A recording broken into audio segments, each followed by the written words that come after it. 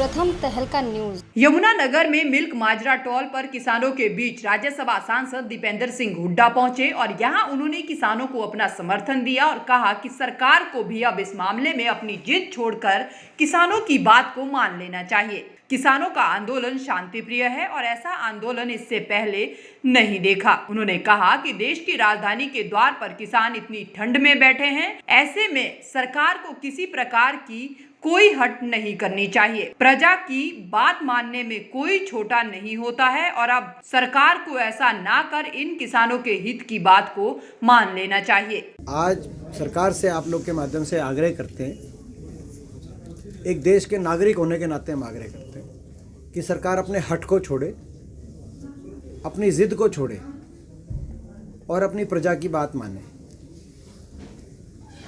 जिस तरीके से किसान भाइयों ने, क्योंकि ये जो आंदोलन चल रहा है पूरी तरीके से किसान संगठनों ने इसका जैसे नैतिक के नेतृत्व में है, ये आंदोलन जो चल रहा है ऐसा अनुशासन और ऐसा शांतिप्रिय आंदोलन मैं समझता हूँ देश के इतिहास में, कम से कम अभी पीछे के इतिहास में शायद ऐसा आंदोलन देश ने नहीं देखा होगा।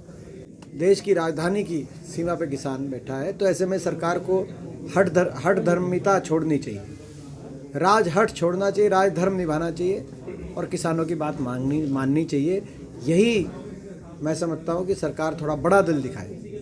ये अहंकार की या ईगो का प्रश्न ही नहीं होना चाहिए, क्योंकि प्रजा की बात मानने से कोई सरकार या कोई शासक प्रजा की बात मानने से छोटा नहीं होता।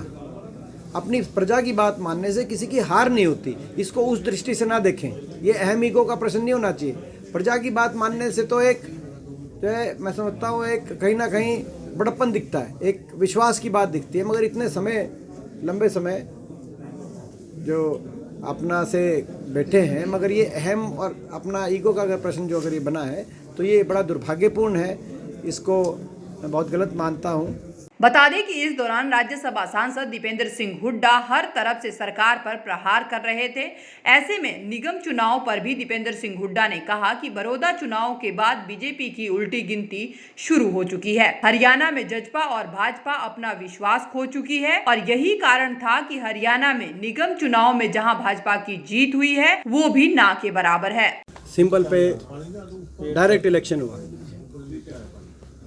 और प्रदेश के कोने कोने में रेवाड़ी, धारूहेड़ा से लेकर पंचकुला, सोनीपत, उकलाना, सापला, तो 7 में से भारतीय जनता पार्टी कोई सिंबल पे लड़ रही थी। केवल 2 ही जगह उनको सफलता मिली, 5 जगह लोगों ने बुरी तरह उनको हार का सामना करना पड़ा और 2 जगह भी बड़ी मुश्किल से मुश्किल जीते।